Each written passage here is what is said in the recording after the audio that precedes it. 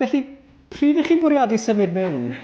Bob gloi, yn gyntaf y ffosib. Ond mae popeth bron yn barod. O, ta be, ni'n edrych mlaen ydy, ni ddim yn bell off nawr. Mae'r gwaith caled wedi wneud, jyst rhyw fath o bannu pethau chosib ma nawr.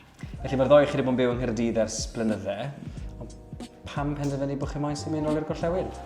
Credu pan ni'n gweld diwrnod heilog fel un, mae'n eitha amlwg. Mae fe jyst yn ddelfrydol, mae ddech chi gem gwlad, mae trithau jyst lawr hewl. Mae'n jyst yn hyfryd. Mae'r ddoi chi'n gweithio yn y maes teledu. Ond wedi bod yn rwydd i gadw'ch swyddi chi ni o le a ffindo swyddi eraill yn y maes ni? Bod o ran y cwmni ni'n gweithio i, maen nhw wedi bod yn gefnogol iawn.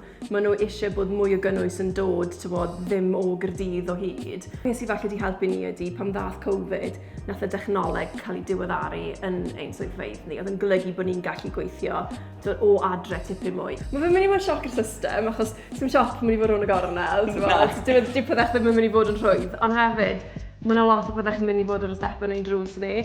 So mae pethau fel adeiladu fan hyn, ti'n defnyddio gweithwyr lleol i gyd, ti'n adnabod. Ti'n modd, ti'n gallu trystio nhw, ti'n gwybod be maen nhw'n neud, ti'n gwybod beth yw safon i gwaith nhw.